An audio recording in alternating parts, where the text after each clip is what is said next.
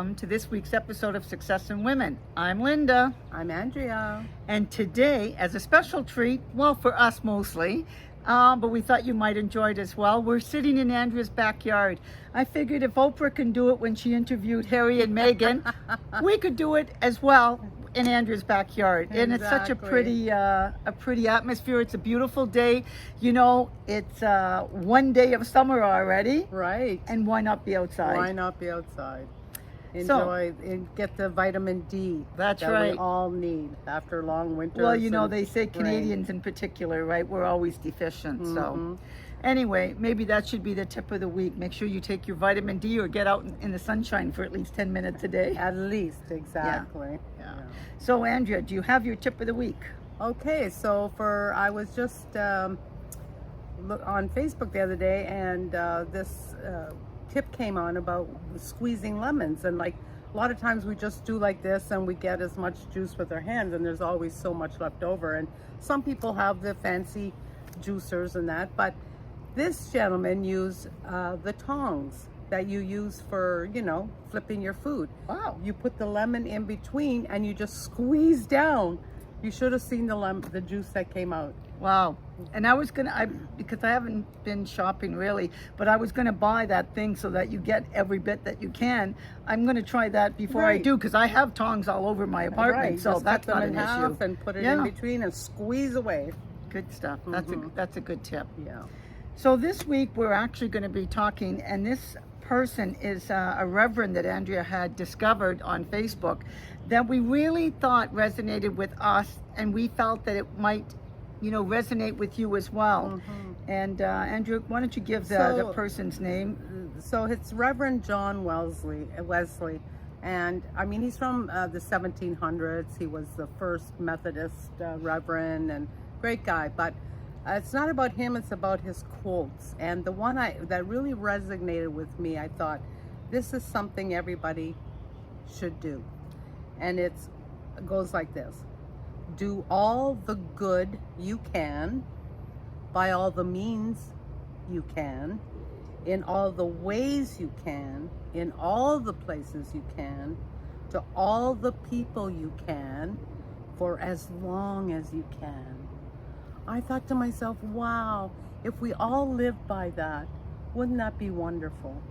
You know, and it's saying what you can do. It's not saying, you know, go out and do good that maybe you can't afford to do. It's what you can do. And it's the little things that make such a difference, because we don't always think about those little things that we can do that will make a difference. Exactly. And if it's just sitting with a friend that's going through something, and sitting with them and let them talk, let them express their feelings, how they're feeling, and just be there as a friend. That is something you can do. We can all do. Absolutely. You know, and it's about being kind and loving, and that's the other thing he says. We don't all have to believe the same thing. We don't have to be the same. We don't have to think the same. But we can all be kind. We can all be loving. We can all be good people. It doesn't matter what we believe. That's true. Because kindness just comes from your heart. It doesn't come from a religion or a political background or cultural background. It comes from within. And it's interesting because one of the things that we can be kind and we can have different beliefs, but we shouldn't let our beliefs prevent us, I'm going to say, from being kind and understanding of somebody else's viewpoint, because not everybody has to have the same one. And that's another thing he says. It says, condemn no one man for not thinking as you think. Let them enjoy the full liberty of thinking for themselves. And that's what we should be doing. You think for yourself, I'll think for myself. If I don't believe in your belief, why should you be mad at me? I'm not, as long as I'm not, you know, insulting you, condemning you, hurting you. We just have a coffee together, or do.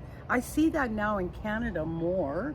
A lot of my daughter's friends are from different cultural backgrounds, but they all go out to karaoke night. They find a common thing that they share and love, and they do it. You know, but what I keep thinking of when I say that of this understanding and let people believe what they believe, and we're not going to get into politics, No. but I just want to make that comment in general. This is what makes the world go round. We all have our own beliefs and what we want to see, I'll say, in a politician when we're voting. But what difference does it make if you see something different? You're allowed to vote. It's a free country. Exactly. And so we want to be able to still get along, but we can have different points of view. I've heard of families breaking up because of people's Yes. belief of one politician over another. And it could be one person's religion over another, or one person's way of raising children over another's. What makes only your opinion correct? Exactly. There has to be a common ground, common beliefs. And as far as with children, that is something should be discussed before you even have them. Well, if you're getting married, Yes. absolutely, because Yes. that's a conversation a lot of times that goes unsaid Yes. until after the fact, and then you realize that your partner and yourself have different ideas, different opinions. Because don't forget, we're all raised differently. Of course. And the same with on the political platform. We're all at different stages in life. Yes. So what's important to me now as a senior, obviously, is the pension plans and things that Matter to you. that matter to me. Yeah. The younger people, the teachers, they want somebody who's pro teaching. So you have to understand that we're all on different levels. You don't have to get mad at me because Yeah. I want somebody who's going to help me. I'm going to vote for that. And if he gets in, great. If not, Yeah. okay, what are you going to do? I mean, we've had politicians for hundreds of years, and we're all still fine. We're all still doing okay, and at least in this country and America. Generally, the well-being of the people are foremost in their minds, but everybody wants something. Everybody wants something. You can't make everybody happy. And that's the thing. So if your person doesn't get in, or again, even if it's I'll say even with a religion or anything, it Right. doesn't matter. We all have the right to have our beliefs and still get along with each other. We Yeah. don't have to always agree on absolutely everything. Exactly. Sometimes, yes, our friendship, is a kind of friendship that we just think the same because we grew up on the same street. We had the same values growing up. We had both parents that worked in the mines. We saw the struggles, but that was part of our life, and so we do agree on a lot of stuff. But if Andrea had a belief on something and I didn't, that doesn't mean that we're not going to be friends anymore. Exactly. We might just not want to talk about it because if it's upsetting to the other person, Yeah. and it doesn't upset me, but I know that some people will get upset when it's not we the just same. talking about somebody about not having a relationship with their grandchildren because he didn't agree Yes. with what the mother was feeding the child. Yes. To me, that's insane. I have a grandson. When he's at my house, I feed him. When he's at home, she feeds him. That's you right. know, and he's growing beautifully, very healthy. He eats what he wants. I'm not going to lose my grandson because my daughter It's not is having not, your beliefs. Yeah, not feeding him what I feed him.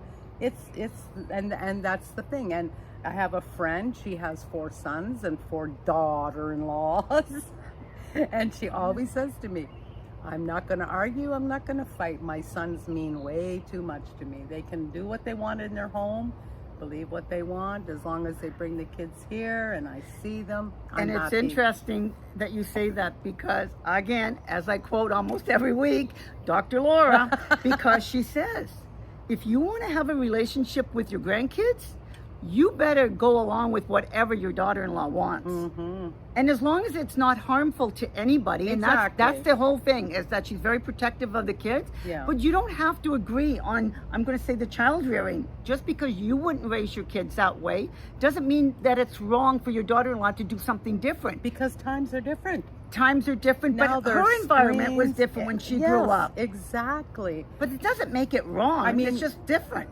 I have so much to say on that because I live with my mother-in-law with my 3 children.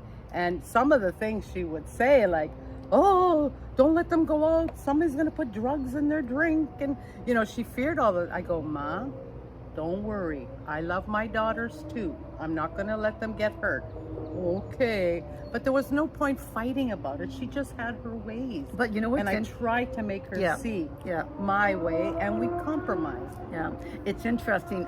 Just yesterday, a friend of mine told me that her son and his wife are planning to have their first child, which will be the first grandchild. Ooh. And so my friend was saying that she's very anxious because all of her kids obviously are growing, and she really misses when they were little and used to play t-ball and then got into baseball and softball.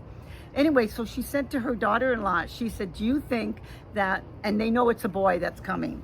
So she said, do you think that when the baby is 4 or 5 years old, that I can start taking him to t-ball? And the daughter-in-law said, absolutely. But when my friend told her mother, who will be the great-grandmother had a different opinion. She goes, you asked the daughter-in-law permission? That's your grandchild. You shouldn't have to ask permission to take your grandchild to play t-ball. And Wow. so the daughter said to her mom, the grandmother, she said, Mom, that's not my child. Yeah. That's my son's child and his wife. It's their right to say yes or no if I can do it. She says, well, she said, I wouldn't sign my grandson up for anything unless I talk to my daughter first. Yeah, because maybe Only they've makes got, sense. well, not only that, maybe the daughter-in-law has other ideas of what they want their child to be involved in. But the thing is, it's still their child. It's not your child. You got to raise your own. And so my friend was trying to tell her mom, she goes, Mom, I have to ask because they're going to raise their son the way they want. Exactly. And maybe they don't want their son playing t-ball. T-ball. I'm asking permission to see if it's something I can look forward to. And the daughter-in-law was all for it. But the great thing was, she asked permission, and the daughter-in-law and her have a good relationship. And that keeps the harmony. Yes, it does. It keeps the harmony, and that's what you're saying. Like, do all the good that you can, and if it's not accepted, then that's fine. Just back off. You know, it's you know, the same with myself and my grandson. I keep going back there, but my daughter and son-in-law, they have him in hockey and soccer. So obviously he's into the sports. He loves the sport. Personally, I wanted him to go into maybe a science camp or piano. No, not I don't think he's musically inclined, but he loves the outdoors. So like the Scouts, I was thinking that. Oh, that's a good thing. Yeah, I they know. still have that?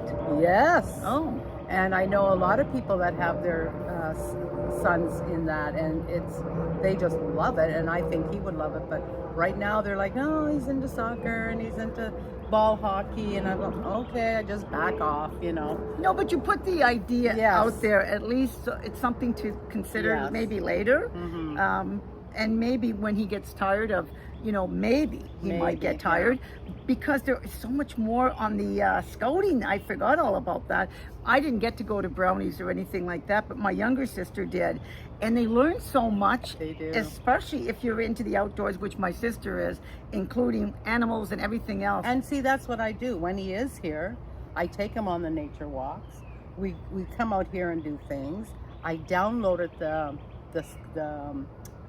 Skyscape so that we can look up and see where my all sister the always had that. constellations are. Yes. So I do my little part that I can. The part you can. The part that I can, and when I can, when he's here, and if he takes an interest in it, yes, then maybe, you know, they'll be more open to it. Exactly. So and that's the thing. Like and there are times, you know, when you're out and about and you see somebody maybe struggling, like an older person struggling with a cart, or I can't even tell you how many times I've asked people, do you need help? Are you okay? Reminds me of another story. And one time I was walking into the mall, and a woman was on the payphone. She didn't have a cell phone. She was There was a crying. payphone? Yeah. Wow. She was crying and crying and crying. And I just stopped dead in my tracks because I just, something, I felt it. And I just went over to her, and she couldn't speak English very well. And I said, "Are you okay?" And she just kind of looked at me. So I just gave her a big hug. And she put a smile on her face and said, "Thank you," and then I walked away. And I thought, maybe she would have thought I was a psycho or something, but maybe it helped her. I don't know, because then I left, right? But I did the best that I could at that time. So my sister and her husband were out shopping last week, and they were just buying a couple of chairs and a little table that was on sale for their front porch. And while they were in there was an older couple, and they wanted that same set, but they had this car that could not accommodate to put that in their car. The store didn't have a delivery service, and they're at the same time looking at the set both. So my sister and her husband said, "Where do you live?" They lived in the same city, and they said, "We'll pick it up and deliver it to you." So they bought them at the same time. They walked out, and they trusted that my sister and brother-in-law were not going to keep their set, and they followed them home, and they brought it up, and they were so appreciative. Isn't because that was nice? something they could do, Yeah. and it made them feel good that they could Yes. help somebody else Absolutely. that were basically struggling like that lady in Yeah. a different way, though. Yeah. Mhm. Because they loved it so much, and it was on sale, and it was going to end. And like a lot of times, if it's gone, it's gone. Yes. So it's not like they could go and try to make arrangements. Right. They went, they checked it out, and they was like, "Oh my God, they loved it." But you see, the universe put them together at That's the same right. time. Yeah. So because my brother-in-law has a big truck, he said it was nothing to just put it in the back. And he had kindness in his heart. Yes, to yes. do it. Well, they always do. Yes. They're always helping, whether it's an animal, a person, anything. They're always trying to help That's people, right. and And that's what you can do. You get from that. Yeah.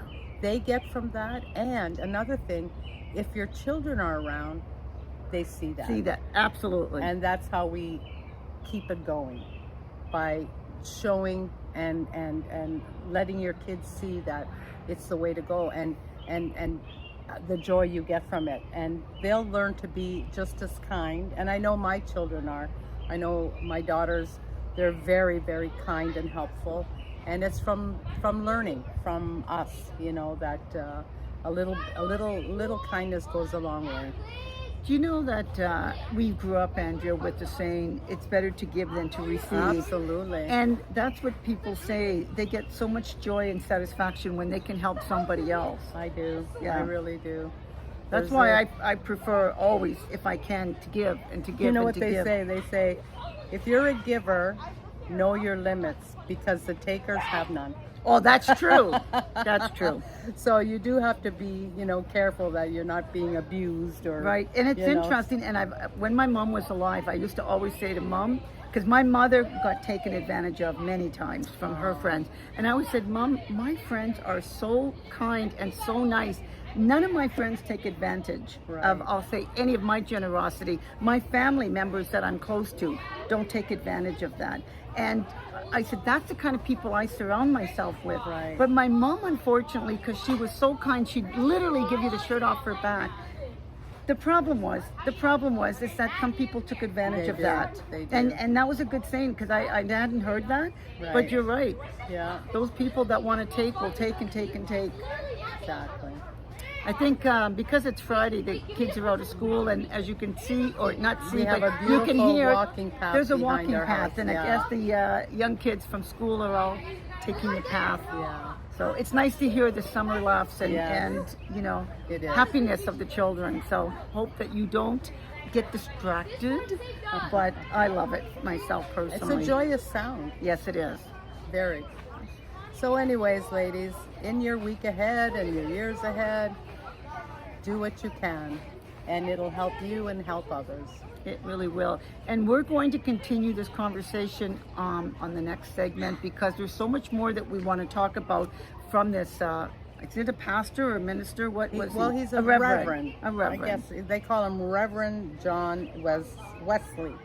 And it's interesting how something so long ago can be so applicable to today. Yes. I love it. I love Yeah. it. So we hope you do too.